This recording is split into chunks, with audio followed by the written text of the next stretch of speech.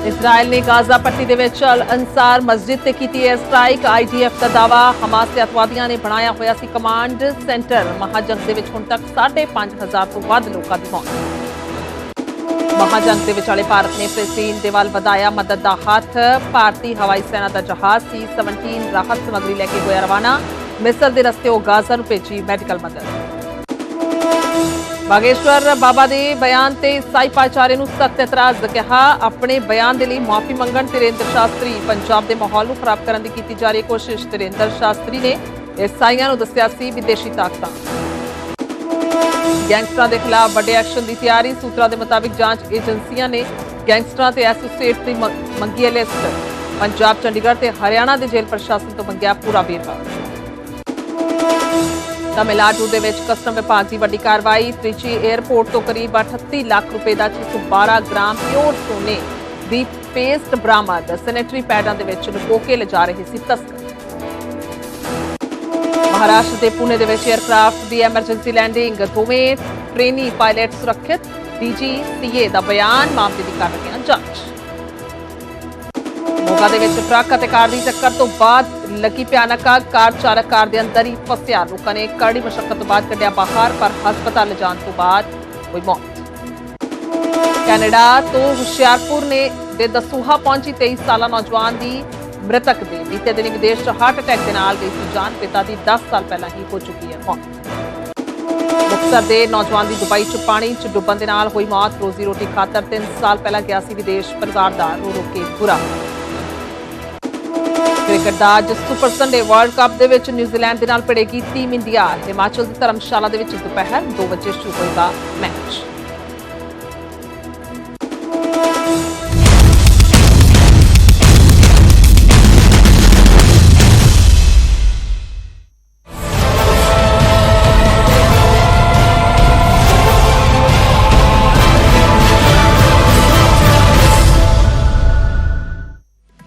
सत श्री अकाल। न्यूज़ 18 पंजाब हरियाणा देख रहे सारे दर्शकों का स्वागत है। मैं तुहाडे नाल गुरजोत संधू। शुरुआत करते हैं बुलेटिन की। सब तो पहला महायुद्ध तो महाजंग के विचाले भारत ने फिलिस्तीन के वल मदद का हथ बढ़ाया है। दसदे कि IAF का जहाज राहत समग्री लैके रवाना होया। हवाई सेना का सब तो वड्डा जहाज C-17 रवाना होया।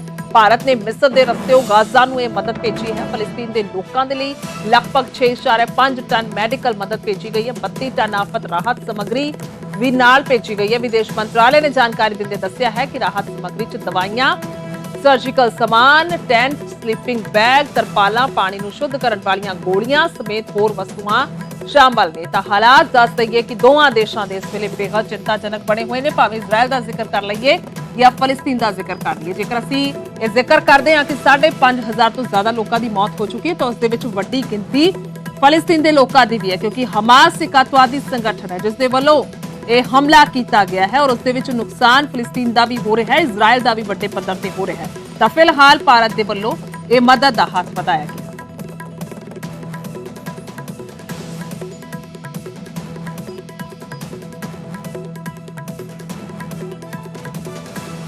दस दईए कि बड़े पद्धर से इस वेले हालात खराब बने हुए ने। 16वां दिन है अज महाजंग का और भारत ने मदद भेजी है, राहत समग्री भेजी गई है। उसदे विच सीधे तौर पर जिहड़ियां मुढ़लियां जरूरतां ने, मुढ़लियां चीज़ां चाहिदियां हुंदियां ने जीवन बसर करन दे लई, तां ओह भेजिया गया है। और सर्जिकल समान है, दवाइयां ने, टेंट ने, स्लीपिंग बैग ने, तरपालां ने, पानी नूं शुद्ध करने वालियां गोलियां ने। और क्योंकि जंग दे विचाले हालत बेहद ही भयानक है, भयानक मंजर जिहड़ा है वेखण नूं मिल रहा है, जिस तो बाद लोड़ हुंदी है किसी भी देश जो इस तरीके के हालात बन जान। क्योंकि यूक्रेन के विच असीं हालात देखे कि किस तरीके दे नाल बने हुए सन, जिस तो बाद उत्थे भी मदद भेजी गई सी। हुण भी ये भारत के वल्लों मदद भेजी गई।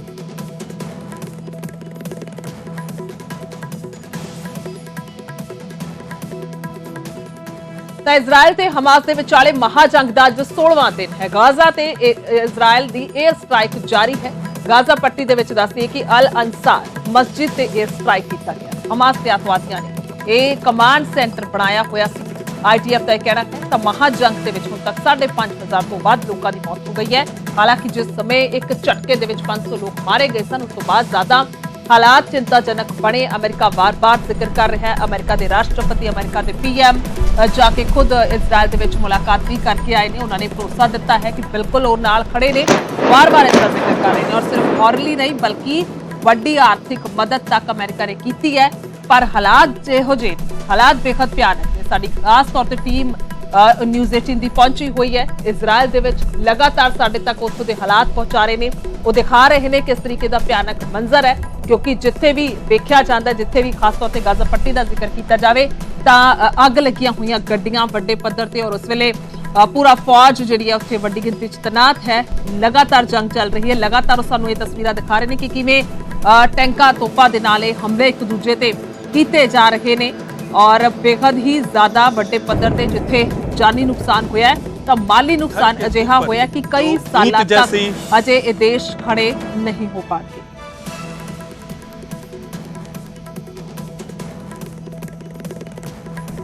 इजराइल गाजा बॉर्डर पे बेरी गांव अगर हमास का ग्राउंड जीरो था तो रेम सबसे बड़ा भयावह हमला था। यहां 300 से अधिक लोगों की मौत हुई थी। लेकिन इस वक्त हम वहीं मौजूद हैं। न्यूज़ 18 इंडिया की टीम हर उस लोकेशन पे पहुंच रही है जो भयावह रात, भयावह सुबह की जो दास्तां थी वो आपको बता रहा है न्यूज़ 18 इंडिया। यहाँ रेम में इस वक्त हम लोग हैं और एक बार आपको कैमरे के जरिए पूरा ये बड़ा मैदान नुमा जो जगह है वो आपको दिखाते हैं।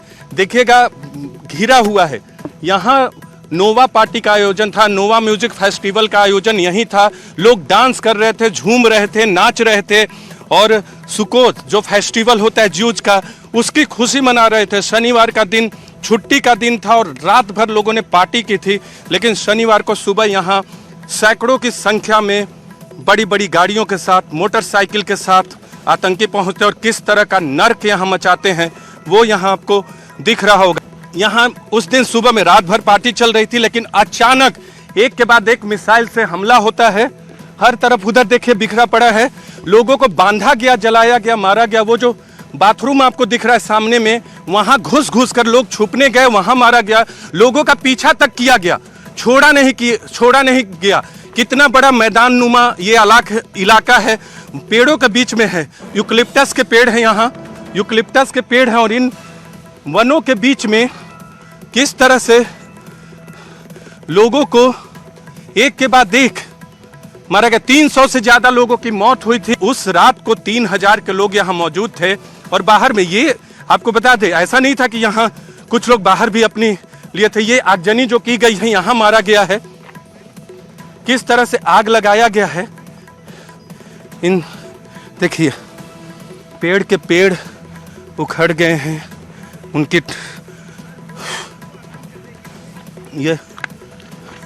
ये देखिए यहाँ लोग बैठे हुए थे, जीवन का आनंद ले रहे थे। मौत की नींद में बहुत लोगों को सुला दिया आतंकियों ने। देखिए सबसे पहले तो आपको बता दें, न्यूज़ 18 इंडिया देश का नंबर 1 न्यूज चैनल, पहला ऐसा चैनल है जो इजराइल लेबनान बॉर्डर पे, यहाँ से 300 मीटर की दूरी पर गाजा इजराइल बॉर्डर है और वहां से हम आए हैं लेबनान इजराइल बॉर्डर पे। और लेबनान इजराइल बॉर्डर पे भी उस गांव में है जो कि सबसे करीब है, जिसकी सीमा लेबनान से लगती है। यहाँ से महज 500 मीटर की दूरी पर लेबनान है और ये मेतुला गांव है। आपको तस्वीरों में दिखा दे, 360 डिग्री अगर मेतुला गांव का करे हम अपने कैमरे से तो 270 डिग्री इसका लेबनान के साथ जुड़ता है। और महज 90 डिग्री जहां हम खड़े हैं, हम 90 डिग्री में आते हैं। 90 डिग्री इजराइल की सीमा। वो सामने जो आपको मिट्टी नुमा आकृति दिख रही है, यहाँ से दूर हमारे कैमरा पर्सन करम आपको दिखा रहे हैं, वो लेबनान का हिस्सा। और मिसाइल से हमला किया था जिसमें 3 लोग घायल हुए थे हिजबुल्लाह ने। और पिछले 12 घंटे में 9 वैसे मिसाइल से हमले किए जिसमें इजराइल ने 4 को इंटरसेप्ट किया, 5 अपने टारगेट पे गिरे। लेकिन इजराइल भी हिजबुल्लाह के अब तक 10 आतंकवादियों को मार गिरा। यहाँ से हम आगे नहीं जा सकते। इस इलाके से हमारे लिए जाना ठीक भी नहीं है और जाने की इजाजत भी नहीं है। और कोई यहाँ नहीं दिख रहा, गांव से लोगों को हटा दिया गया है, दक्षिण के इलाकों में चले गए हैं। यहाँ से आगे नहीं बढ़ सकते क्योंकि लेबनान का जो पोजीशन है वो टॉप में है, इसलिए उनको रणनीतिक तौर पे थोड़ा फायदा होता है। लेकिन आगे तमाम आर्मी के इंस्टॉलेशन जो कि डिप्लॉयमेंट होता है, टैंक, इसके अलावा दूसरी गाड़ियां, वो यहाँ तैनात है ताकि अगर फुल वॉर हो तो लेबनान और हिजबुल्लाह का जवाब दे सके इजराइल।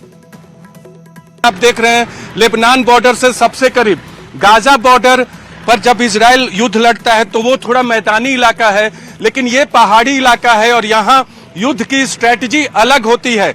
यहाँ से इजरायली सेना दूसरी तरफ तैनात है, वहां तक जाना थोड़ा मुश्किल है क्योंकि मैदानी इलाकों से आपको दिखाना थोड़ा आसान होता है, लेकिन ये पहाड़ी और देख सकते हैं पहाड़ी इलाका है, छोटे छोटे हिल, बड़े बड़े हिल, और ये शहर भी पहाड़ पे बसा है। शहर नहीं, गांव। ये गांव मेतुला को खाली करा दिया गया है।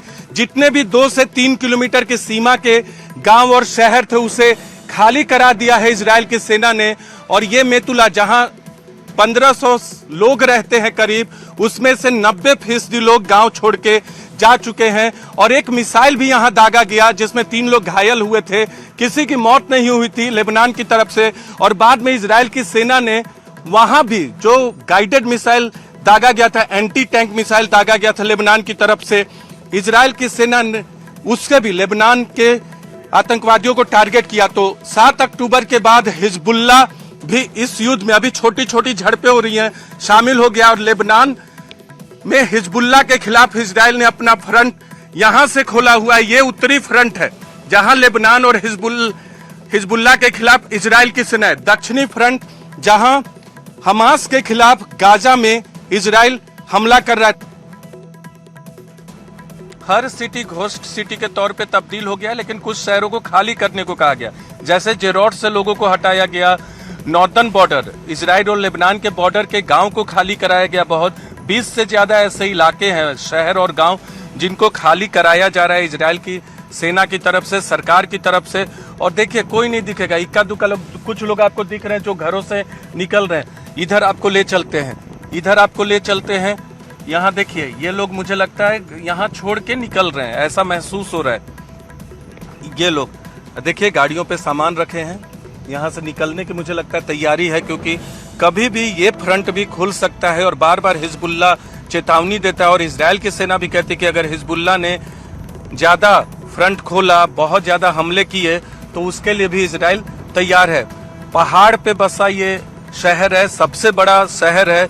जिस इलाके में उत्तरी फ्रंट की बात करें, उत्तरी बॉर्डर की इजराइल की बात करें, तो सीमा से लगा हुआ सबसे बड़ा शहर। ये देखिए ये लोग निकल रहे हैं, यहाँ शहर छोड़ के जा रहे हैं। बहुत ज्यादा लोग हिब्रूज बोलते हैं, इसलिए हम उनसे बात नहीं कर सकते अंग्रेजी में। बहुत यहाँ हिब्रूज में ज्यादा लोग बात करते हैं। और यहाँ से देखिए कितना शहर वीरान है। न्यूज 18 इंडिया हर फ्रंट से आपको तस्वीरें लाकर दे रहा है। और इस वक्त हम लोग मौजूद हैं सिविल एड ऑर्गेनाइजेशंस के हेडक्वार्टर्स में, जहां हजारों की संख्या में दिन रात लोग जो हैं वॉलंटियर लेवल पे उन लोगों की मदद के लिए मौजूद हैं जिन्हें इस वक्त इजराइल में संकट है। ये आप देख सकते हैं, ये जो बड़े बड़े कार्टन हैं, इसमें तमाम जरूरी सामान भरे जा रहे हैं वॉलंटियर्स की तरफ से, ताकि वहां तक पहुंचाया जा सके जिनको आज की तारीख में ज़रूरत है। खासकर गाजा पट्टी के इलाके में जिन किबुत्ज के आसपास लोगों को कुछ सामान की ज़रूरत है, उनके लिए ये कार्टन बनाया जा रहा है। 50,000 लोग यहाँ काम करते हैं इस तरह के। ये लॉजिस्टिक सेंटर है यहाँ का। और ये कपड़े देखिए, ये जैकेट्स, चप्पल्स, आपको तस्वीरें दिखाएंगे। हर तरह के ज़रूरी सामान, कैप्स, जिन्हें जो ज़रूरत है उस तरह के मटेरियल इन कार्टन में भरे जाते हैं। और ये यहाँ वॉलंटियर्स आपको लंबी कतारों में दिख रहे होंगे, जो दिन रात लगे रहते हैं। तमाम यहाँ जानकारियाँ एकत्रित की जाती हैं, इन्फो जुटाया जाता है। और हर एक वॉलंटियर, इस वक्त इजराइल में जो एकजुटता देखने को मिल रही है, युद्ध फ्रंट पे सैनिक है, सैनिक को भी कई बार बहुत सामान की ज़रूरत पड़ती है, उन सामान को भी यहाँ से कई बार सप्लाई किया जाता है। इस तरह के सेंटर से सामान पहुँचता है। वॉलंटियर तौर पे भी कुछ लोग अपने घरों से सामान भेजते हैं। तो इस वक्त पूरा इजराइल एकजुट है इस युद्ध को लेकर। और इस युद्ध में वॉर फ्रंट पे एक तरफ सेना तैयार है, तो सिविल फ्रंट पे इजराइल के आम नागरिक तैनात है।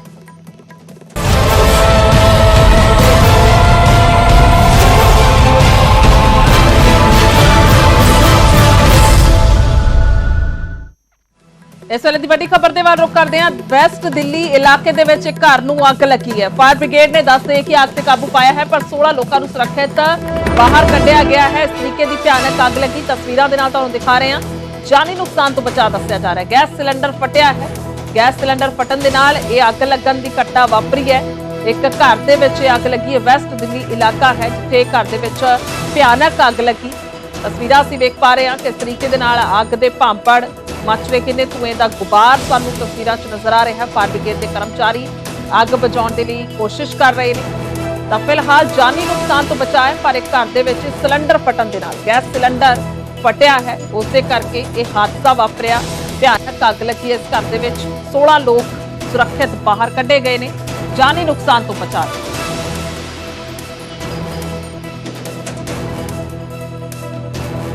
ਤਾਂ ਬੜਾ ਮੁਸ਼ਕਿਲ ਹੋ ਜਾਂਦਾ ਹੈ, ਖਾਸ ਤੌਰ ਤੇ ਜਦੋਂ ਸਾਰੇ ਰਿਹਾਇਸ਼ੀ ਇਲਾਕਾ ਹੋਵੇ, ਆਲੇ ਦੁਆਲੇ ਵੀ ਜਿਹੜੇ ਬਿਲਕੁਲ ਨਾਲ ਲੱਗਦੇ ਘਰ ਲੱਗੇ ਹੋਣ, ਤਾਂ ਬਹੁਤ ਜ਼ਿਆਦਾ ਚਾਂਸਸ ਰਹਿੰਦੇ ਨੇ ਕਿ ਨਾਲ ਵਾਲੇ ਘਰ 'ਚ ਅੱਗ ਨਾ ਫੈਲ ਜਾਵੇ ਜਾਂ ਜ਼ਿਆਦਾ ਅੱਗ ਨਾ ਫੈਲ ਜਾਵੇ।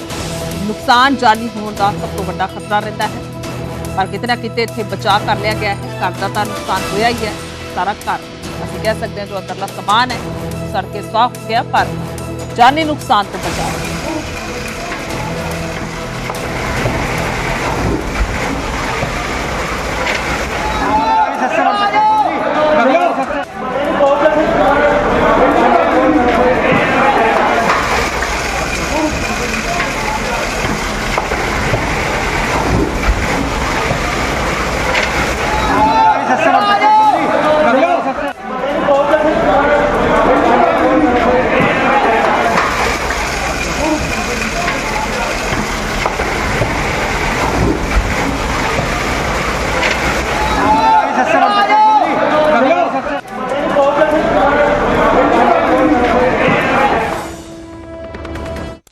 ਅੱਗੇ ਵਧਾਂਗੇ। ਖਬਰ ਕੈਨੇਡਾ ਤੋਂ ਭਾਰਤ ਪਹੁੰਚੀ ਪੰਜਾਬ ਦੇ ਨੌਜਵਾਨ ਦੀ ਮ੍ਰਿਤਕ ਦੇਤੀ ਹੈ। ਦੱਸਦੇ ਕਿ ਹੁਸ਼ਿਆਰਪੁਰ ਦੇ ਦਸੂਹਾ 23 ਸਾਲਾਂ ਦਾ ਕਰਨਜੀਤ ਸਿੰਘ, ਜਿਸ ਦੀ ਮੌਤ ਹੋ ਗਈ ਸੀ, ਉਸ ਦੀ ਮ੍ਰਿਤਕ ਦੇ ਪਹੁੰਚੀ ਹੈ ਔਰ ਅੱਜ ਅੰਤਿਮ ਸੰਸਕਾਰ ਕੀਤਾ ਜਾਵੇ।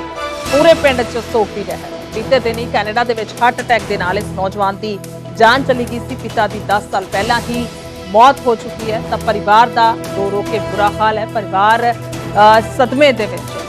तो ਇਹ ਤਸਵੀਰਾਂ ਤੁਹਾਨੂੰ ਦਿਖਾ ਰਹੇ ਹਾਂ। ਅੰਤਿਮ ਸੰਸਕਾਰ ਕੀਤਾ ਗਿਆ ਹੈ। ਪਿਤਾ ਦੀ ਪਹਿਲਾਂ ਹੀ ਮੌਤ ਹੋ ਚੁੱਕੀ ਸੀ, ਤਾਂ ਕਹਿ ਸਕਦੇ ਹਾਂ ਇਕਲੌਤਾ ਇਹ ਨੌਜਵਾਨ ਇਸ ਪਰਿਵਾਰ ਦਾ ਜੋ ਸਹਾਰਾ ਸੀ ਸਾਰਿਆਂ ਦਾ, ਪਰ ਇਸ ਦੁਨੀਆ 'ਚ ਨਹੀਂ ਰਿਹਾ। ਔਰ ਪਰਿਵਾਰ ਦੇ ਵਿੱਚ ਕਿਸ ਤਰੀਕੇ ਦਾ ਬਦਲਾਵ ਤਸਵੀਰਾਂ ਅਸੀਂ ਵੇਖ ਸਕਦੇ ਹਾਂ। ਮ੍ਰਿਤਕ ਦੇ ਭਾਰਤ ਪਹੁੰਚੀ ਹੈ ਤਾਂ ਅੰਤਿਮ ਸੰਸਕਾਰ ਕੀਤਾ ਜਾਏਗਾ। ਬੀਤੇ ਦਿਨੀ ਕੈਨੇਡਾ ਵਿੱਚ ਹੋਏ ਨੌਜਵਾਨ ਕਿਰਨਜੀਤ ਦੀ ਮੌਤ ਤੋਂ ਬਾਅਦ ਅੱਜ ਉਸ ਦਾ ਪਾਰਥਿਵ ਸਰੀਰ ਜਿਹੜਾ ਹੈਗਾ ਆ ਉਸ ਦੇ ਘਰ ਪਿੰਡ ਘੋਗਰਾ ਵਿਖੇ ਪਹੁੰਚ ਚੁੱਕਿਆ ਹੈ। ਤੁਸੀਂ ਦੇਖ ਸਕਦੇ ਹੋ, ਮੈਂ ਆਪਣੇ ਕੈਮਰਾਮੈਨ ਨੂੰ ਕਹੂੰਗਾ ਇੱਕ ਵਾਰੀ ਤਸਵੀਰਾਂ ਦਿਖਾ ਦੇਣ ਕਿ ਕਿਰਨਜੀਤ ਦਾ ਘਰ ਹੈ ਇਹ, ਤੇ ਉਸ ਦਾ ਜਿਹੜਾ ਪਾਰਥਿਵ ਸਰੀਰ ਹੈ ਇਸ ਵਕਤ ਉਸਕੇ ਘਰ ਪਹੁੰਚ ਚੁੱਕਿਆ ਆ। ਤੇ ਘਰ ਵਿੱਚ ਜਿਹੜਾ ਕਾਫੀ ਹੀ ਗਮ ਦਾ ਮਾਹੌਲ ਹੈ, ਕਿਉਂਕਿ ਇਕਲੌਤਾ ਪੁੱਤ ਸੀ ਇੱਕ ਮਾਂ ਦਾ ਜੋ ਇਸ ਦੁਨੀਆ ਨੂੰ ਅਲਵਿਦਾ ਕਰ ਗਿਆ ਵਿਦੇਸ਼ ਦੀ ਧਰਤੀ ਦੇ ਉੱਤੇ। ਦੱਸ ਦਈਏ ਕਿ 4 ਸਾਲ ਪਹਿਲੇ ਕਿਰਨਜੀਤ ਕੈਨੇਡਾ ਜਾਂਦਾ ਹੈ ਸਟੱਡੀ ਲਈ, ਤੇ ਉਸ ਤੋਂ ਬਾਅਦ 4 ਸਾਲ ਬਾਅਦ ਜਦ ਉਸ ਦੀ ਮੌਤ ਦੀ ਮੰਦਭਾਗੀ ਖਬਰ ਸਾਹਮਣੇ ਆਂਦੀ ਹੈ ਤੇ ਕਿਤੇ ਨਾ ਕਿਤੇ ਪਰਿਵਾਰ ਦੇ ਵਿੱਚ ਤੇ ਪੂਰੇ ਇਲਾਕੇ ਦੇ ਵਿੱਚ ਸ਼ੋਕ ਦੀ ਲਹਿਰ ਹੈ। ਦੱਸ ਦਈਏ ਕਿ ਕਿਰਨਜੀਤ ਦੇ ਪਿਤਾ ਜੀ ਦੀ 13 ਸਾਲ ਪਹਿਲੇ ਇੱਕ ਸੜਕ ਦੁਰਘਟਨਾ ਵਿੱਚ ਮੌਤ ਹੋ ਜਾਂਦੀ ਹੈ। ਉਸ ਦੇ ਪਿਤਾ ਜੀ ਜਿਹੜੇ ਸੀਗੇ ਉਹ ਇੱਕ ਬਿਜ਼ਨਸ ਵਿੱਚ ਅਧਿਕਾਰੀ ਵੀ ਸੀਗੇ, ਤੇ 13 ਸਾਲ ਬਾਅਦ ਹੀ ਉਹਨਾਂ ਦੇ ਪਿਤਾ ਦੀ ਮੌਤ ਤੋਂ ਬਾਅਦ ਅੱਜ ਉਹਨਾਂ ਦੇ ਬੇਟੇ ਦੀ ਵੀ ਜਿਹੜੀ ਪਿਛਲੇ ਦਿਨੀ ਕੈਨੇਡਾ ਵਿੱਚ ਮੌਤ ਹੋ ਜਾਂਦੀ ਹੈ। ਪਿੰਡ ਵਿੱਚ ਇਸ ਵਕਤ ਬਹੁਤ ਹੀ ਸ਼ੋਕ ਦਾ ਮਾਹੌਲ ਹੈ। ਕੋਸ਼ਿਸ਼ ਕਰਾਂਗੇ ਪਰਿਵਾਰਕ ਮੈਂਬਰਾਂ ਨਾਲ ਗੱਲਬਾਤ ਵੀ ਕਰਨ ਦੀ। ਤਾਂ ਕਈ ਸੁਪਨੇ ਨੌਜਵਾਨ ਵਿਦੇਸ਼ਾਂ ਨੂੰ ਲੈ ਕੇ ਜਾਂਦੇ ਨੇ, ਪਰ ਜਦੋਂ ਇਸ ਤਰੀਕੇ ਦੇ ਨਾਲ ਮ੍ਰਿਤਕ ਦੇਹਾਂ ਪਰਿਵਾਰ ਦੇ ਕੋਲ ਪਹੁੰਚਦੀਆਂ ਨੇ ਤਾਂ ਵੱਡਾ ਅਸੀਂ ਕਹਿ ਸਕਦੇ ਹਾਂ ਕਿ ਨਾ ਪੂਰਾ ਹੋਣ ਵਾਲਾ ਘਾਟਾ ਇਹਨਾਂ ਪਰਿਵਾਰਾਂ ਨੂੰ ਪੈ ਰਿਹਾ। ਉਧਰ 3 ਦਿਨ ਪਹਿਲਾਂ ਵਿਦੇਸ਼ ਗਏ ਪੰਜਾਬੀ ਨੌਜਵਾਨ ਦੀ ਵੀ ਮੌਤ ਹੋਈ ਹੈ। ਮਲੋਟ ਤੋਂ ਖਬਰ ਹੈ ਜਿੱਥੇ 32 ਸਾਲਾ ਨੌਜਵਾਨ ਦੀ ਦੁਬਈ ਦੇ ਵਿੱਚ ਮੌਤ ਹੋ ਗਈ ਹੈ। ਪਾਣੀ 'ਚ ਡੁੱਬਣ ਦੇ ਕਰਕੇ ਇਸ ਦੀ ਮੌਤ ਹੋਈ ਹੈ। 13 ਨਵੰਬਰ ਨੂੰ ਨੌਕਰੀ ਦੇ ਲਈ ਇਹ ਦੁਬਈ ਗਿਆ ਸੀ ਔਰ ਪਰਿਵਾਰ ਨੂੰ 16 ਨਵੰਬਰ ਨੂੰ ਮੌਤ ਦੀ ਖਬਰ ਮਿਲੀ ਹੈ। ਤਾਂ ਪਰਿਵਾਰ ਨੂੰ 16 ਅਕਤੂਬਰ ਨੂੰ ਮੌਤ ਦੀ ਖਬਰ ਮਿਲੀ ਹੈ। ਦੱਸਦੇ ਕਿ ਪਰਿਵਾਰ ਦਾ ਰੋ ਕੇ ਬੁਰਾ ਹਾਲ ਹੈ। 4 ਭੈਣਾਂ ਦਾ ਇਕਲੌਤਾ ਭਰਾ ਦੱਸਿਆ ਜਾ ਰਿਹਾ ਹੈ ਹੈਪੀ ਸਿੰਘ, ਜਿਸ ਦੀ ਪਾਣੀ 'ਚ ਡੁੱਬਣ ਦੇ ਨਾਲ ਮੌਤ ਹੋਈ ਹੈ। ਔਰ ਇਹ ਤਸਵੀਰਾਂ ਅਸੀਂ ਤੁਹਾਨੂੰ ਦਿਖਾ ਰਹੇ ਹਾਂ। 4 ਭੈਣਾਂ ਦਾ ਇਕਲੌਤਾ ਭਰਾ ਔਰ ਆਪਣੇ ਪਿੱਛੇ ਪਤਨੀ ਤੇ ਇੱਕ ਬੇਟਾ ਛੱਡ ਗਿਆ ਹੈ। ਪਾਣੀ 'ਚ ਡੁੱਬਿਆ, ਉਸਦੇ ਡੁੱਬਣ ਦੇ ਨਾਲ ਮੌਤ ਹੋਈ ਹੈ। ਹਾਲਾਂਕਿ ਸਾਰਾ ਇਹ ਜਾਂਚ ਦਾ ਵਿਸ਼ਾ ਹੈ ਕਿ ਆਖਰਕਾਰ ਕਿਵੇਂ ਇੱਕਦਮ ਤੋਂ ਇਹ ਅਚਨਚੇਤ ਹਾਦਸਾ ਵਾਪਰਿਆ। ਔਰ ਇਹ ਤਸਵੀਰਾਂ ਤੁਹਾਨੂੰ ਦਿਖਾ ਰਹੇ ਹਾਂ ਪਰਿਵਾਰ ਦੇ ਵਿੱਚ ਤੋਂ।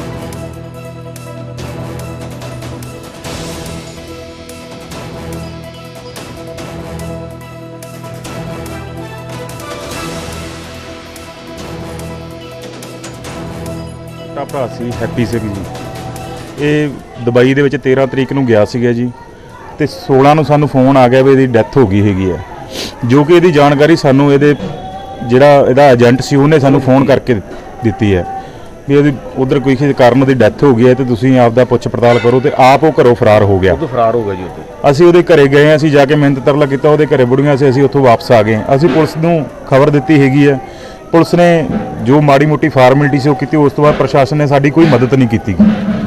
ਅਸੀਂ ਪ੍ਰਸ਼ਾਸਨ ਤੋਂ ਮੰਗ ਕਰਦੇ ਹਾਂ ਵੀ ਸਾਡੀ ਵੱਧ ਤੋਂ ਵੱਧ ਮਦਦ ਕੀਤੀ। ਇਸ ਜੋ ਵੀ ਇਹ ਡੈਥ ਹੋਈ ਹੈ, ਜਿੱਦਾਂ ਵੀ ਹੋਈ ਹੈ, ਉਹਦੀ ਇਨਕੁਆਇਰੀ ਕੀਤੀ ਜਾਵੇ। ਅਸੀਂ ਪ੍ਰਸ਼ਾਸਨ ਤੋਂ ਇਹ ਮੰਗ ਕਰਦੇ ਹੈਗੇ ਤੇ ਪਰਿਵਾਰ ਨੂੰ ਮਗਰ ਸਹਾਰਾ ਕੁਝ ਨਾ ਕੁਝ ਦਿੱਤਾ ਜਾਵੇ। ਸਰਕਾਰ ਕੋਲ ਇਹ ਮਦਦ ਮੰਗਦੇ ਆ। ਉਹਦਾ ਬੱਚਾ ਇੱਕ ਛੋਟਾ, ਉਹਦਾ ਫਾਦਰ ਸਾਹਿਬ ਮੰਜੇ ਦੇ ਪਿਆ, ਅੱਖਾਂ ਤੋਂ ਦਿਖਦਾ ਨਹੀਂ, ਕਿਉਂਕਿ ਮੇਰੇ ਚਾਚੇ ਦਾ ਪੁੱਤ ਹੀ ਸਕੇ ਦਾ। ਦੋ ਕੁੜੀਆਂ ਵਿਆਹਣ ਵਾਲੀਆਂ, 4 ਕੁੜੀਆਂ, 2 ਵਿਆਹੀਆਂ ਹੋਈਆਂ ਜੀ। 2 ਵਿਆਹੀਆਂ ਹੋਈਆਂ, 2 ਕੁੜੀਆਂ ਕੁਵਾਰੀਆਂ ਬੈਠੀਆਂ ਜੀ। ਇਹਨਾਂ ਦੀ ਮੈਰਿਜ ਹੋਈ ਹੈ ਜਿਵੇਂ ਦੱਸ? ਹਾਂਜੀ ਮੈਂ ਤਾਂ ਪਰਿਵਾਰ ਨੇ ਇੱਕ ਤਾਂ ਜਾਂਚ ਮੰਗੀ ਹੈ, ਦੂਜਾ ਸਰਕਾਰ ਤੋਂ ਮਦਦ ਮੰਗੀ ਹੈ। ਅੱਗੇ ਵਧਦੇ ਹਾਂ, ਮੋਗਾ ਦੇ ਸਿੰਘਵਾਲਾ ਦੇ ਵਿੱਚ ਵੀ ਦਰਦਨਾਕ ਹਾਦਸਾ ਵਾਪਰਿਆ।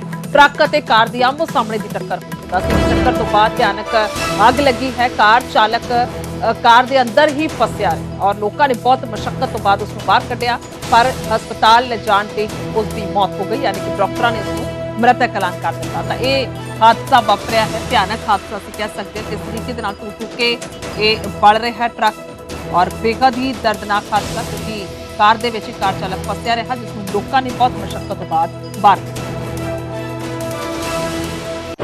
ਇੱਥੇ ਆ ਕੇ ਸਾਨੂੰ ਪਤਾ ਲੱਗਿਆ ਵੀ ਟਰੱਕ ਤੇ ਕਾਰ ਦਾ ਐਕਸੀਡੈਂਟ ਹੋਇਆ ਤੇ ਉਸ ਤੋਂ ਬਾਅਦ ਉਹਨੂੰ ਅੱਗ ਲੱਗੀ ਸੀ, ਅਸੀਂ ਅੱਗ ਬੁਝਾਈ ਹੈ ਤੇ ਇੱਕ ਬੰਦਾ ਵੀ ਉਹਦੇ ਵਿੱਚ ਮੌਤ ਹੋ ਗਈ ਹੈ ਕਾਰ ਦੇ ਵਿੱਚ। ਕਿੱਥੋਂ ਆ ਰਿਹਾ ਸੀ ਟਰੱਕ, ਕਿੱਧਰ ਜਾ ਰਿਹਾ ਸੀ? ਟਰੱਕ ਇੱਧਰ ਆ ਰਿਹਾ ਸੀ ਕੋਟਕਪੂਰਾ ਸਾਈਡ ਤੋਂ ਤੇ ਪੰਜਾਬ ਦਾ ਪਤਾ ਨਹੀਂ ਆਪਾਂ ਨੂੰ ਕਿੱਧਰ ਰਿਹਾ ਸੀ, ਪਰ ਇੱਥੇ ਐਕਸੀਡੈਂਟ ਹੋਇਆ ਸੀ ਇਹਨਾਂ ਦਾ। ਇਹ ਟਰੱਕ ਵਾਲੀ ਹਾਲਤ? ਟਰੱਕ ਵਾਲਾ ਤਾਂ ਕਹਿੰਦੇ ਵੀ ਹੈ ਨਹੀਂਗਾ ਤੇ ਕਾਰ ਵਾਲੇ ਦੀ ਡੈਥ ਹੋ ਗਈ ਹੈ, ਭੱਜ ਗਿਆ ਹੋਇਆ। ਇਹ ਜਿਹੜੀ ਕਾਰ ਆ, ਕਾਰ ਦੇ ਚਾਲਕ ਜਿਹੜਾ ਹੈਗਾ ਵਾ ਮੁਤਾਬਕ ਜਿਹੜਾ ਵਿੱਚੋਂ ਇਹਦਾ ਐਕਸੀਡੈਂਟ ਨਿਕਲਿਆ ਵਾ, ਉਹ ਮੱਘਰ ਸਿੰਘ ਪੁੱਤਰ ਗੁਰਦਿਆਲ ਸਿੰਘ ਬੰਬੀਆ ਭਾਈ ਦਾ। ਤੇ ਹੁਣ ਇਹ ਨਹੀਂ ਪਤਾ ਵੀ ਕਿਹਨੂੰ ਚਲਾ ਕੌਣ ਰਿਹਾ ਸੀਗਾ। ਤੇ ਜਿਹੜਾ ਕਾਰ ਦੇ ਵਿੱਚ ਜਿਹੜਾ ਜ਼ਖਮੀ ਸੀਗਾ ਉਹਨੂੰ ਜਿਹੜਾ ਵਾ ਹੈਲਥ ਵਾਲਿਆਂ ਦੀ ਮਦਦ ਦੇ ਨਾਲ ਜਿਹੜਾ ਉਹਨੂੰ ਸਿਵਲ ਹਸਪਤਾਲ ਮੋਗੇ ਪਹੁੰਚਾਇਆ ਗਿਆ ਵਾ। ਤੇ ਜਿਹੜੇ ਟਰੱਕ ਵਾਲੇ ਬੰਦੇ ਆ, ਉਹ ਟਰੱਕ ਵਾਲੇ ਬੰਦਾ ਕੋਈ ਨਹੀਂ ਮਿਲਿਆ। ਟਰੱਕ ਵਾਲੇ ਬੰਦੇ ਜਿਹੜੇ ਖਬਰ ਤਮਿਲਨਾਡੂ ਤੋਂ ਹੈ, ਜਿੱਥੇ ਕਸਟਮ ਵਿਭਾਗ ਦੀ ਵੱਡੀ ਕਾਰਵਾਈ ਸਾਹਮਣੇ ਆਈ ਹੈ। ਤ੍ਰਿਚੀ 에ਅਰਪੋਰਟ ਤੋਂ 612 ਗ੍ਰਾਮ ਪਿਓਰ ਸੋਨੇ ਦੀ ਪੇਸਟ ਬਰਾਮਦ ਕੀਤੀ ਗਈ। 37.58 ਲੱਖ ਯਾਨੀ ਕਿ ਕਰੀਬ 37.5 ਲੱਖ ਰੁਪਏ ਇਸ ਦੀ ਬਰਾਮਦਗੀ ਦੱਸੀ ਜਾ ਰਹੀ ਹੈ। ਸੋਨੇ ਦੀ ਕੀਮਤ ਦੱਸੀ ਜਾ ਰਹੀ ਹੈ। ਸੈਨੇਟਰੀ ਪੈਡਸ ਦੇ ਵਿੱਚ ਦੱਸਦੇ ਕਿ ਤਸਕਰ ਲੁਕੋ ਕੇ ਲਿਆ ਰਹੇ ਸਨ ਸੋਨਾ, ਔਰ ਇਹ ਤਸਵੀਰਾਂ ਦਿਖਾ ਰਹੇ ਕਿਸ ਤਰੀਕੇ ਨਾਲ ਇਹਨਾਂ ਸੈਨੇਟਰੀ ਪੈਡਸ ਦੇ ਵਿੱਚੋਂ ਕਸਟਮ ਵਿਭਾਗ ਦੇ ਵੱਲੋਂ ਇਹ ਸੋਨਾ ਕੱਢਿਆ ਗਿਆ ਹੈ। ਯਾਨੀ ਕਿ ਵੱਖੋ-ਵੱਖ ਤਰੀਕੇ ਔਰ ਹੈਰਾਨੀਜਨਕ ਤਰੀਕੇ ਜਿਹੜੇ ਲੋਕ ਨੇ ਅਪਣਾਉਂਦੇ ਨੇ, ਜਿਨ੍ਹਾਂ ਦੇ ਵੱਲੋਂ ਇਸ ਕਿਸਮ ਦੀ ਵੱਡੀ ਚੋਰੀ ਕੀਤੀ ਜਾਂਦੀ ਹੁੰਦੀ ਹੈ। ਤਾਂ ਫਿਲਹਾਲ ਇਹ ਵੱਡੀ ਕਾਰਵਾਈ ਕਸਟਮ ਵਿਭਾਗ ਨੇ ਕੀਤੀ।